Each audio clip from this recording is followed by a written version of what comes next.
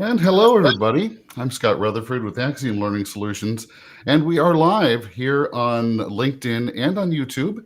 If you are having any trouble viewing the live stream on LinkedIn, I've dropped a link to the YouTube stream also in the comments.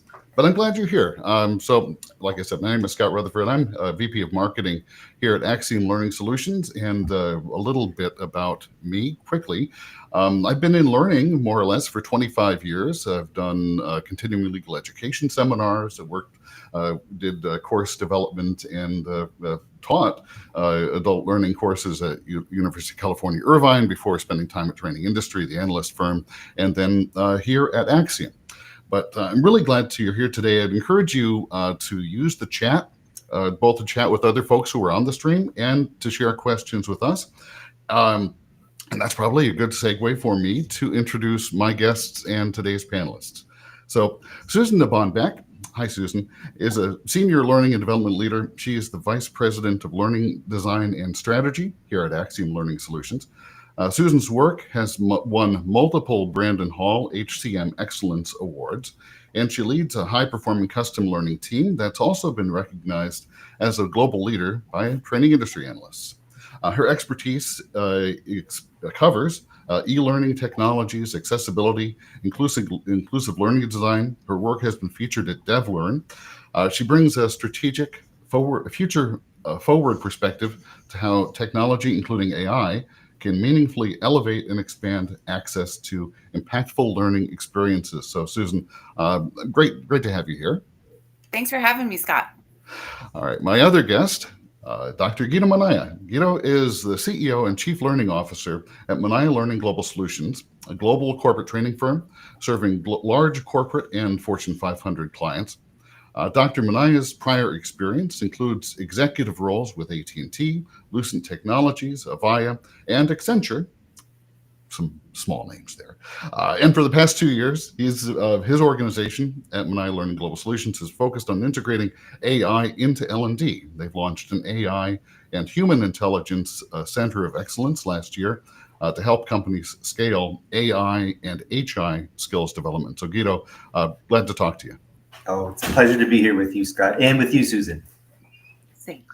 So I wanted to start this conversation in roughly two parts. The first part, I think, will dig into the role and opportunity of artificial intelligence for the learning function.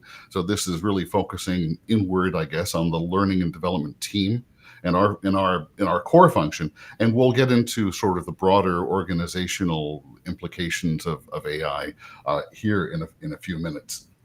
So let's begin with looking at some successes. Within the L&D team, what do you think is working? And I'm going to start that one with Susan. Yeah. So things that are working today, you may not even notice, completely go unnoticed. For example, if your company has an LXP, you're currently using AI. LXPs are based on AI to give the learner what they need or want as far as learning goes. So you're using it today and you may not even notice. Things like Grammarly. If you're using Grammarly, that's AI based. So you've been using it all along and you didn't notice. Where it's going, or where it is, I should say right now, from a baby perspective, is that we are now learning that we can partner with AI as a collaborative coworker that used to be next to us or a phone call away or via Teams or Slack. Now we can use AI to ask questions to refine our work or to get a starting place, for creating content outlines or even storyboards if you're doing e-learning, or instructor-led content, ideas for interactivities. It is that collaborative partner. What would I ask that person next to me if I had a chance? We can now use AI for that. Right. I think it's maybe a good moment to bring in. This is actually a clip of a podcast that we had done recently with our instructor technologist, John Kidd, talking about using AI as a little bit of a brainstorming foil to avoid starting from just a blank sheet of paper. So why don't we watch this, and then we can respond and build off of what John says. Whether I'm writing code, whether I'm generating content, whether I'm building outlines, whether I'm building a learning path, right? Because the tools are really good for people like me that don't do real well with a blank sheet of paper, if that makes sense. Give me a starting point. And as long as I understand what I'm trying to accomplish, man, these tools are fantastic. I love it because I can have it give me, for instance, if I was trying to build a learning path of taking a group and a technology from point A to point Z, I'll have it build the path for me. And then I'll go in and look at it and say, no, that's not correct. I wouldn't do that. But it gives me something to edit rather than building something from scratch. The same thing is true with course outlines. Build me an outline for working, for learning, I don't know, pick your technology. Well, the outline that it builds oftentimes is an outline that's going to take months to accomplish. So obviously, I'm going to go back in and I'm going to say, no, that doesn't make sense. Yeah, that's a good order. And then do the editing on top of it. So I guess what I'm kind of circling the field with, and I'll land the plane on it, is you and I still need to be the expert on it. I cannot take what's given to me as gospel, right, so to speak. It's going to be a tool for getting me over that initial creative hump, if you will, for moving me down the path to the goal that I'm trying to accomplish. So with that as context, Guido, I'd love to bring you into the conversation here, and just to get your thoughts on sort of the role of Ellen. And I'm going to build a little bit on what John was saying in that clip, which is to say, there's a utility to these tools to perhaps elevate the knowledge of the learning professional. To say that well, I'm not going to invest my time doing the 5 hours of work it's going to cost me developing a course outline, when I can put that in AI, generate that more quickly, and then edit and tweak based on my expertise. Right. Yeah, I think that Susan covered great points, as did John. I think the one interesting element that we're still looking for more definition is in terms of intellectual property, right? So whose property is that, right? So generally, where it stands as of today, if we develop the outline, if we say to, let's say, ChatGPT or whatever tool we're using, here's my framework. Now I want you to enhance it. Now I need this additional way of looking at it for this audience. So we're introducing that initial outline, and it could still be a rough outline, but that's a first step where it's our intellectual property that's going in, and the tool is assisting us, right? So that's one caveat to consider.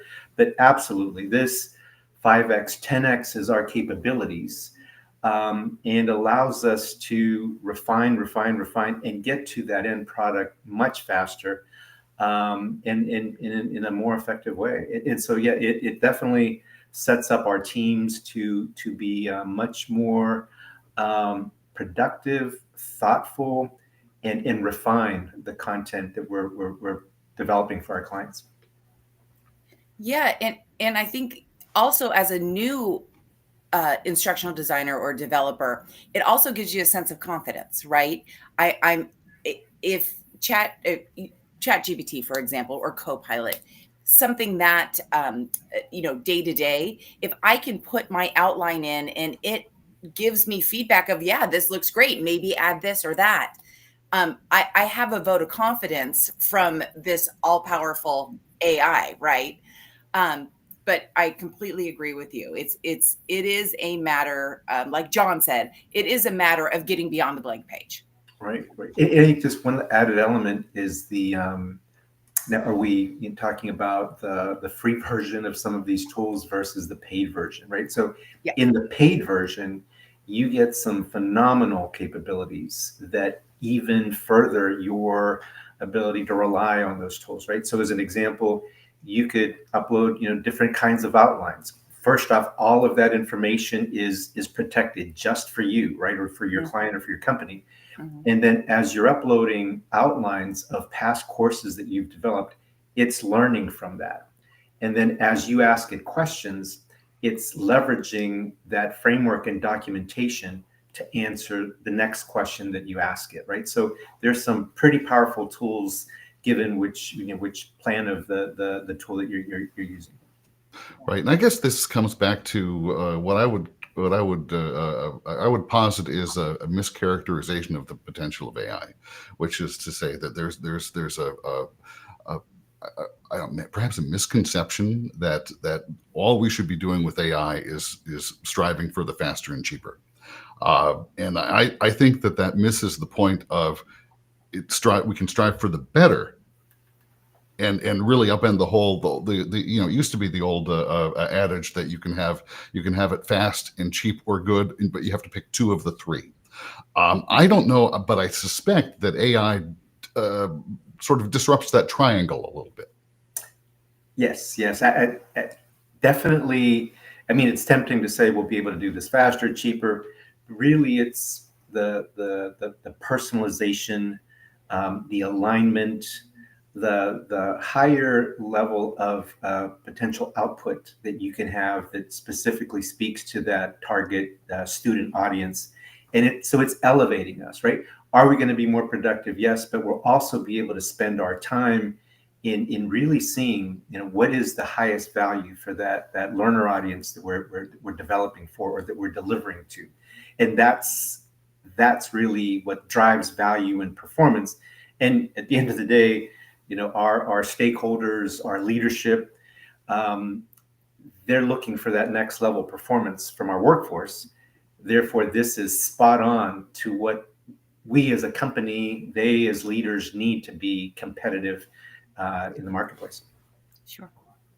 I think it adds a level of tailoring as well that may have taken more time previously, but now we have that ability to quickly tailor or ask the questions necessary to tailor and get ideas of how to tailor, where we could have been sitting for hours in the past trying to think of those tailoring points. So I think it does give a different level of efficiency, maybe I'll call it efficiency, that we didn't have in the past.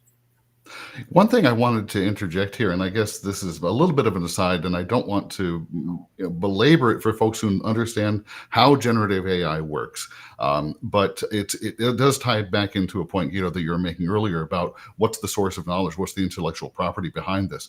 So now I'm going to probably mischaracterized by using a broad brush, but when you put a query into ChatGPT or any of the Grok or any of the other tools, the words you type in are converted to numerals. They're tokenized, they call it, and then those are compared against the pattern that the tool has developed behind the scenes. And this leads to some very interesting glitches within the systems. The famous one that's being sort of shared around right now is how many R's are there in the word strawberry, and the tools can't get it right. They'll come back and say, well, strawberry has 2 R's. Well, actually, it has 3. But because of the tokenization of it and the way it feeds the data into and out of the system, it has trouble handling some of those things, because all it's doing really is pattern recognition and pattern extension. And again, I'm going to go to a clip here. David Wynn was on our podcast a little while ago. And Dr. Wynn is a technologist with University of Minnesota. So let's hear his perspective here. Yeah, so large language models are named large language models because it's taking effectively the entirety of the internet language, all the words, all the books, everything, and trying to figure out a model of how that all works, right? So it's looking at structures. So an interesting story about this is I'm an immigrant to this country, and when I was going through school and learning grammar, and my teachers used to tell me, just say it out loud, you can hear it, right? I can't hear these things. So things like, do we say the big red dog or the red big dog, right? There's a rule, right? There's structure there, but as a non-native speaker, I don't have enough examples to figure out, is it red big dog, big red dog, right? And when the teacher says, just say it out loud, you can hear it. We can hear it because when we have enough examples of these things, it makes sense. There's a structure there, right? So what's really interesting about ChatGPT and what's happening there is all they've done is taking all the corpus of the internet, like all text, right, and just fed it into this model to try to figure out what's the structure here, right? And what's really mind-blowing is their structure in language. There's so much structure such that when you ask it a question, right, it's just filling out the rest of that structure, and it fills out this seemingly very articulate, intelligent response. So there's a school that says, yep, it's intelligent. And there's the other school of thought that says, no, it's just outputting the structure and language that we fed it through all that training.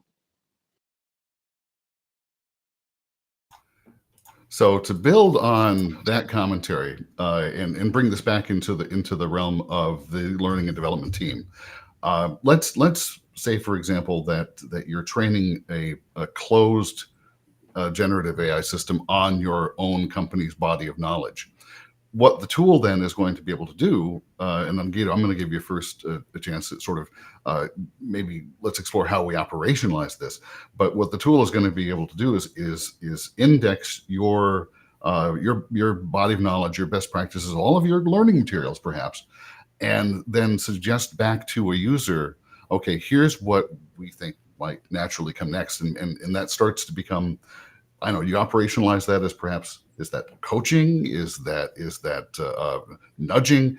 How do you see that being actioned? Sure, and not even getting into digital agents or agentics, right? So we'll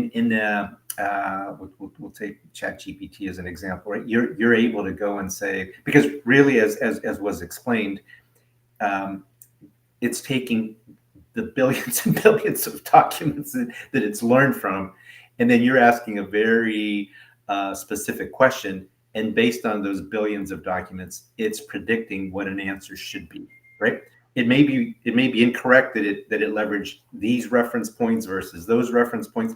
So what you're able to do is you can set up your own specialist, in essence, right? With the standard ChatGPT approach, and say, you are a seasoned instructional designer that is most familiar with the best models, the ADDIE model, all the best models available, and you can provide more context. You also know multimedia design, micro learning, evaluation, and so it's taking all of those billions of documents now and making the corpus more narrow, in the sense that the body of knowledge more narrow, in the sense that, okay, I'm in this lane. My answer should be based on this lane.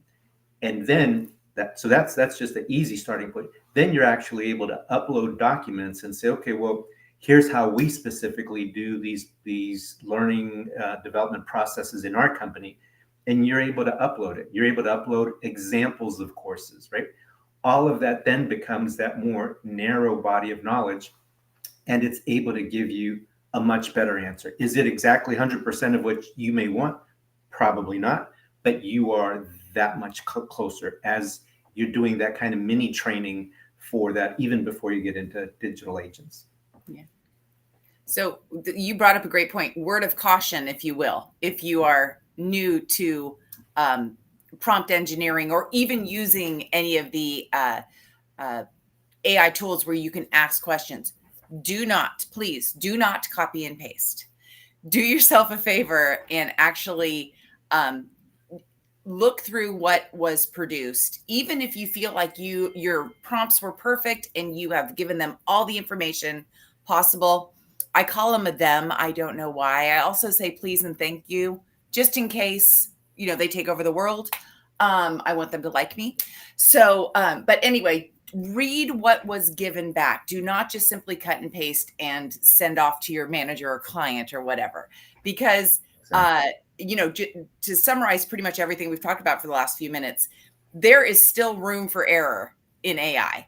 And more importantly, the specific thing that you're looking for, they just may not get. So, word of caution there. Don't just copy and send it on over. Well, it seems like if we have any continuing anxiety about AI taking our jobs, the one thing that we should not do is take the human element out of the interaction. No. Exactly. And that's why the term AI and HI, human intelligence, is so critical, because AI doesn't have empathy. AI, the creativity is not there. It doesn't have the ability to collaborate with others before arriving at an answer, the critical thinking component. So now those super soft skills are even more critical in this new dimension that we've entered.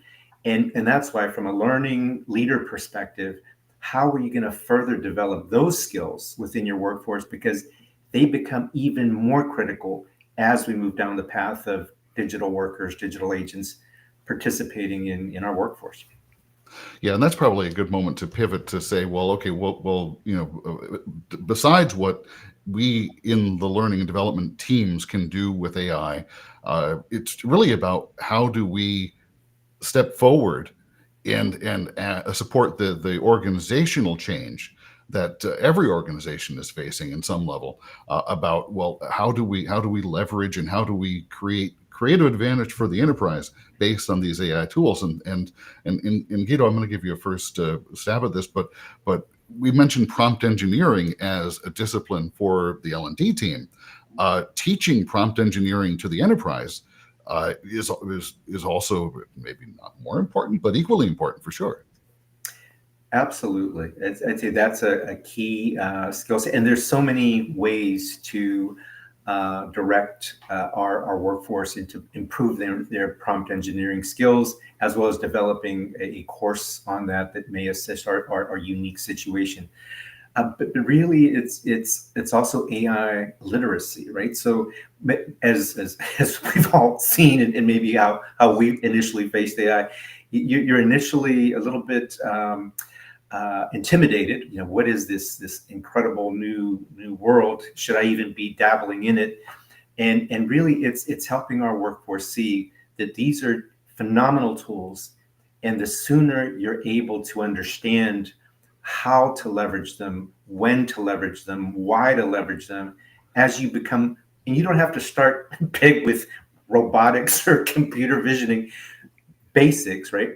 You will continue to learn and expand your capability set. But yeah, I would say prompt engineering, the AI literacy, as well as ethics included in that mix as well. Right. And Susan, I want to get your thoughts, because I know this is something we've talked about a lot too offline, but it really is a strategic alignment question at some level to say, how do you put together AI skills training for the enterprise that meets the organization's goals, that aren't just throwing stuff out there?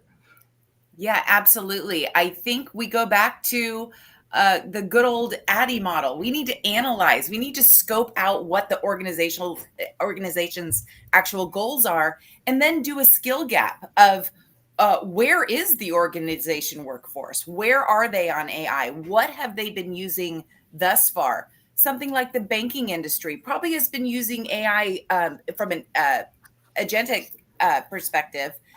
With these agents or bots for quite some time. So they may be more familiar with AI and trust it a bit more. Where other industries, they may be completely at the ground floor of it and have a hesitation to learn it. So we do have to do those sort of analytics to get a starting point for the organization. And then it's the baby steps. It can't be from 0 to 100 immediately. Why? Because that learning process and that trusting process is incredibly important.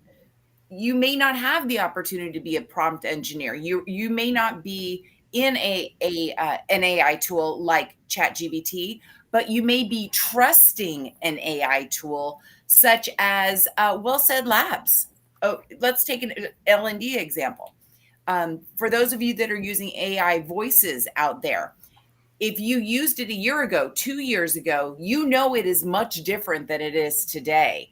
The pronunciations are better. The inflection is better today than it was 2 years ago. But you've now trusted that it is growing from where it was. It's actually growing all the time. I swear hourly it changes, but that's my opinion. So from an larger organization perspective, again, back to basics. We're doing some very, very deep analyzing and scoping of where the workforce is, and more importantly, really where the organization wants to go or plans to go with AI. Right. And okay, go ahead. Yeah, and just adding to it, and I'm right now I'm wrapping up. This is my last week of a UC Berkeley course on business strategy and implementation of AI.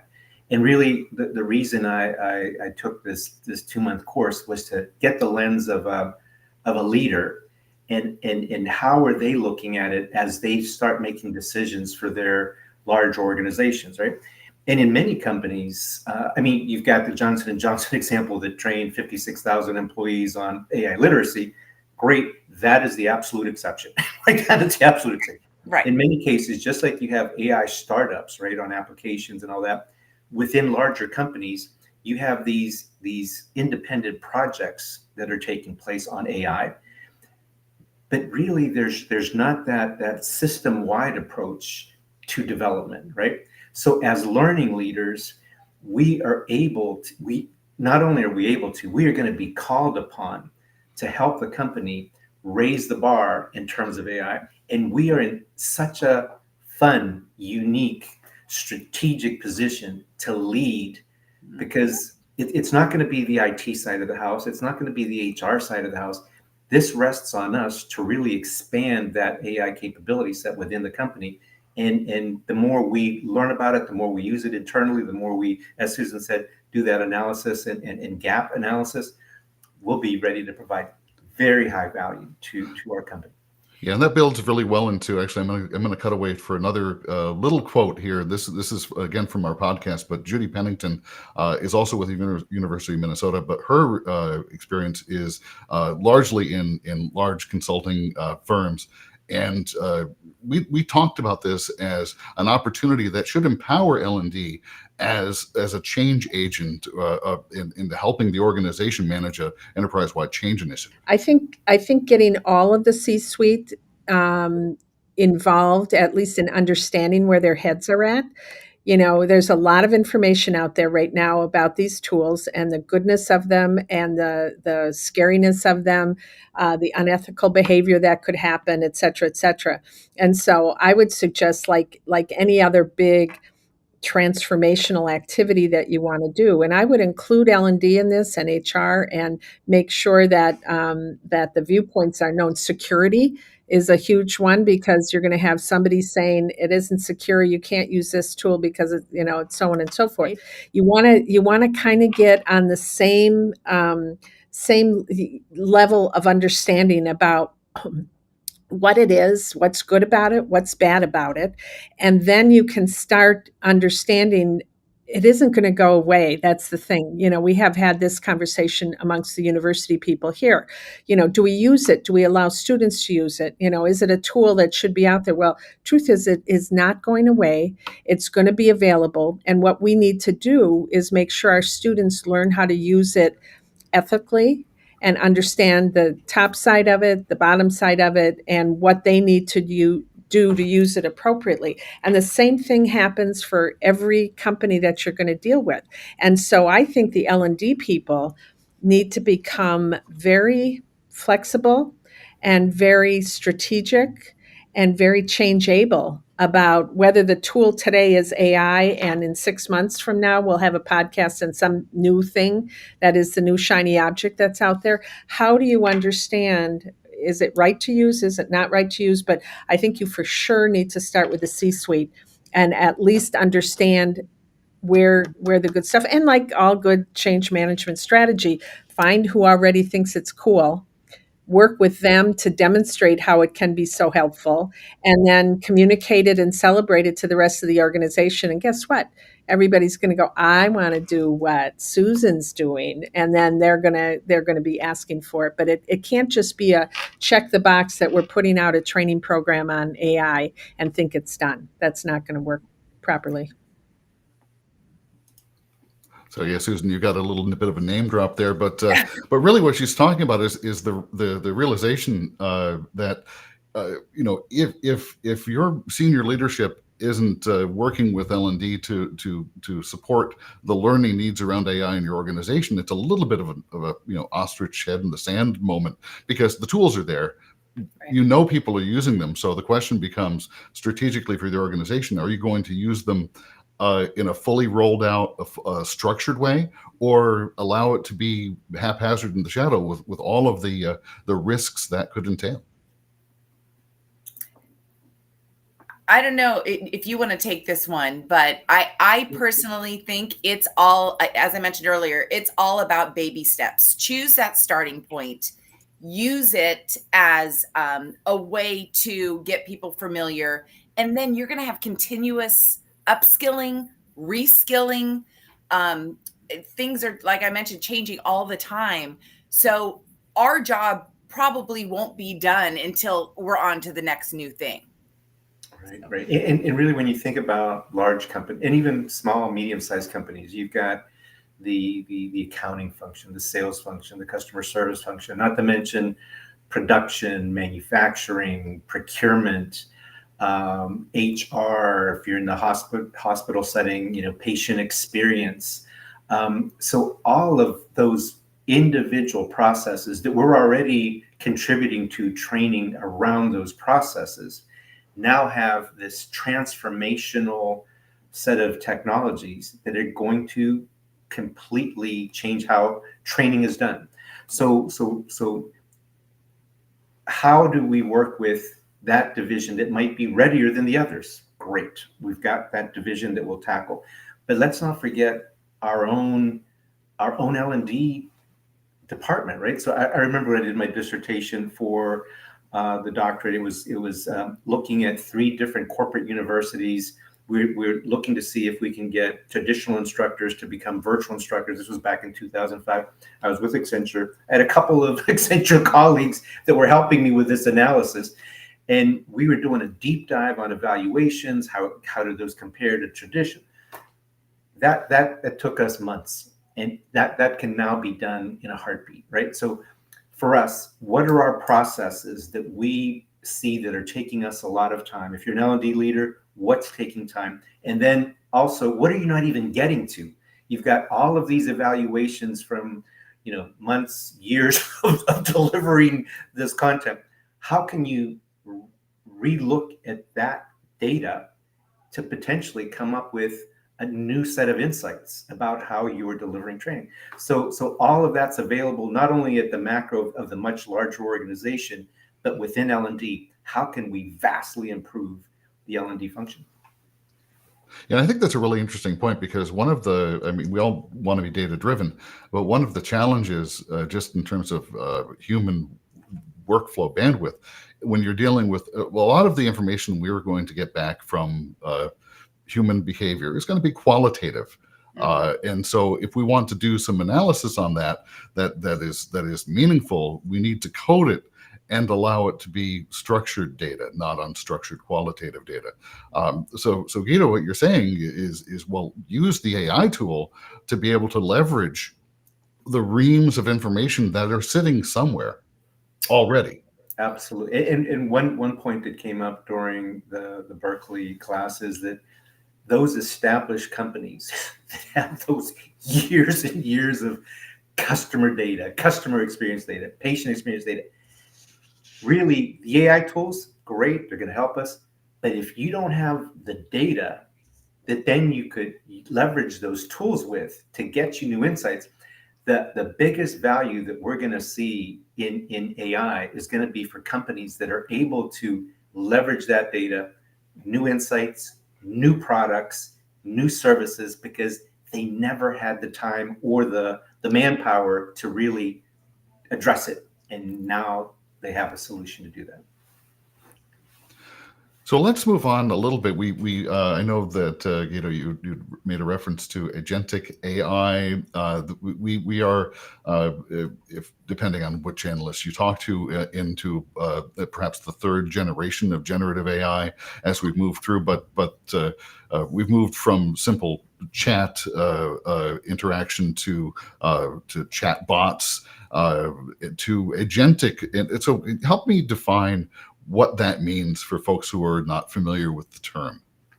Sure. I think as we've been discussing, right, we have ChatGPT and others that are large language models that you ask it a prompt, right? And depending on what the capability is, you may get a very narrow answer based on how you've asked it and which let's say features you're activating ChatGPT.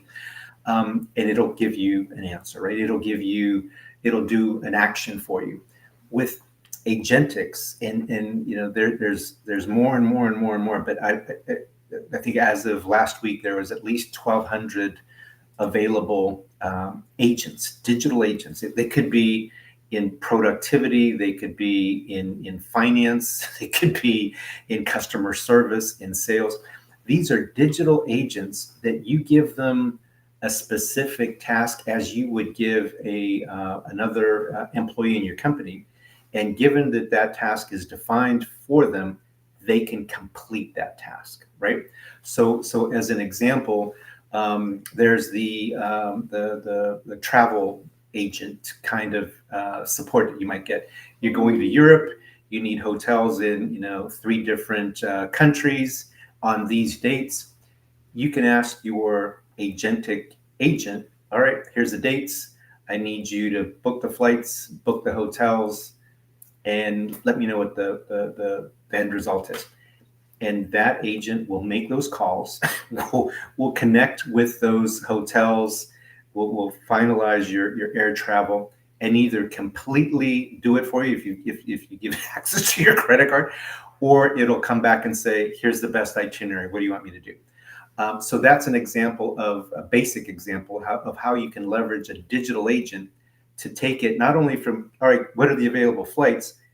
Now it's all the way to completely complete that booking for me, right? So take that to finance, take that to sales, take that to customer service.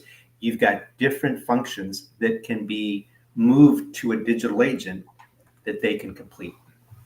Right, and that's I'm going to bring up. You had shared a graphic with me, and I want to bring this forward so you can talk us through. But this speaks, I think, to that multiplier effect of the pace of progress and change.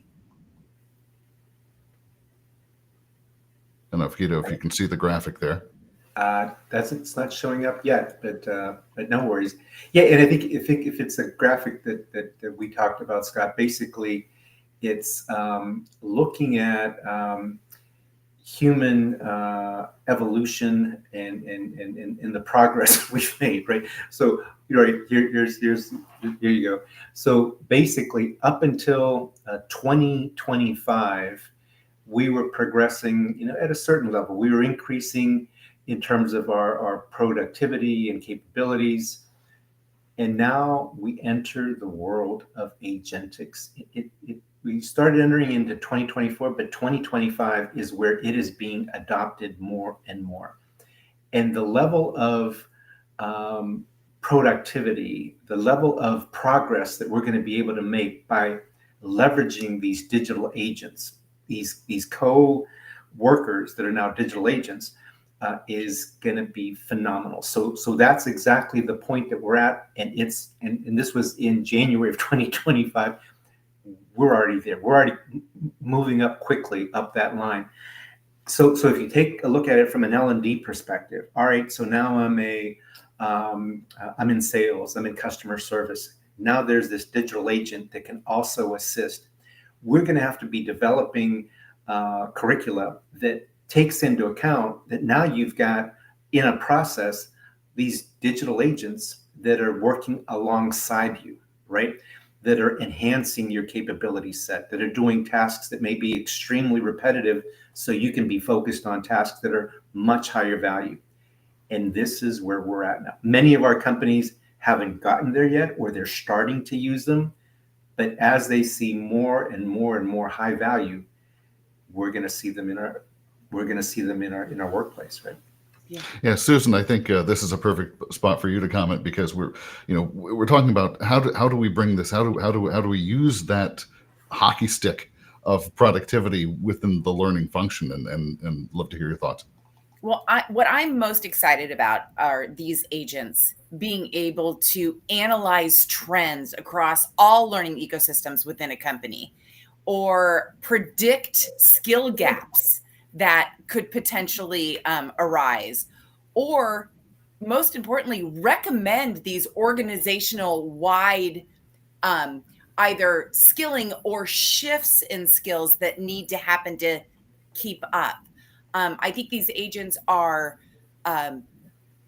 we're primed, if you will, to start incorporating these agents to be able to support what we've been doing all along. I've been in L&D my entire career, so it's incredibly exciting for me to think, wow, now we have something that will flag for us when we need to do something, or because we're never taking the human element out of it. Remember that, we mentioned that earlier. Our jobs are here to stay, because even with an agent, it still needs that human element. The other thing is the idea of this agent being able to be a co-creator, if you will, alongside me, to recognize a skill that needs to happen, draft the outline, possibly even taking scoping documents that we've done in the past, ask questions from those documents to ensure they're still relevant, and then produce again those strategic gaps, or create the target that we want to get to in the future. Right. And I think this might be a good moment to move in. Actually, we had opened the door through one of our registration forms for folks to submit questions in advance, and we do have a few here from the audience, so we'll get through those. Scott, if I could just of course. The one reference I think we're going to provide folks, right, is that IBM explainer video on agentics. Man, 12 and a half minutes. It is a phenomenal depiction of where we started and then how agentics really operates. It still leverages large language models and a number of other things. So it gives you a better view of really what they are. Yeah, and we'll include it's an explainer video that we had watched, the three of us, before coming on here, and they did a really nice job to explain, to take us through the last few years and really explain the evolution. And they did some nice video effects on it too, but IBM has budget. Yeah, we'll share that link after the live broadcast here. So for folks who want to do a little bit of a deeper dive into understanding sort of how all that fits together, and what really it's looking at not just, okay, where are we in 2025, but how do we anticipate what 2026, or let's be honest, the second half of 2025 might have in store for us. Yeah, let me go back to one of the questions here from this is Joel, and Susan, I'll ask you to take a first swing at this. Joel says, do you have advice about using AI to create personalized learning at scale while still keeping everyone aligned, learners aligned with learning pathways and objectives? So I think at the minimum, thinking about learning experience platforms, LXPs, um, on top of or in lieu of the traditional LMS, to be able to really hone in on that learner's needs to do their job, but more importantly, their wants. If they're looking at career pathing, for example, what's my next step? What do I need to do to get to that next step? But it's using using what's available out there today without getting too ahead of yourself. What can be done today? LXPs are available across the board in many different sizes and shapes. The other thing would be to we talked a little bit about taking like scoping documents and asking, if you don't have an agent, asking something like ChatGPT or Copilot, what are potential gaps that this learner may face in these situations? Going back to being a prompt engineer, you have to ask the right questions. But if you ask those right questions, these things can be identified, and then you plan accordingly for that upskilling or reskilling if it happens to be that. All right, I'm going to move to another question. This is Gretchen had sent this in. She says, what are some tips to maintain ethical practices? This is a little bit of you could take this one. This could take a whole half hour if we really dug into it. But what are some tips to maintain ethical practices and embed them in training and communications around AI usage when speed and productivity are critical markers of success? Guido, I'm going to maybe give you a first run at here. What advice would you give to, because we're going back to the whole notion of there's a focus on speed, but we also need due care. Right. Well, I think it depends on the size of the organization. For large organizations, definitely your governance team, right? Your governance team for the learning organization should definitely address this in terms of providing some level of ethical standards at every layer, right? Content creation, data handling, and even prompting, skill sets on prompting. So in a much larger organization, that's how they would normally address it. In other organizations, smaller organizations like Renomac, what they did is they actually had an AI champions, and with their role was to model and to provide that kind of guidance to their colleagues and coworkers.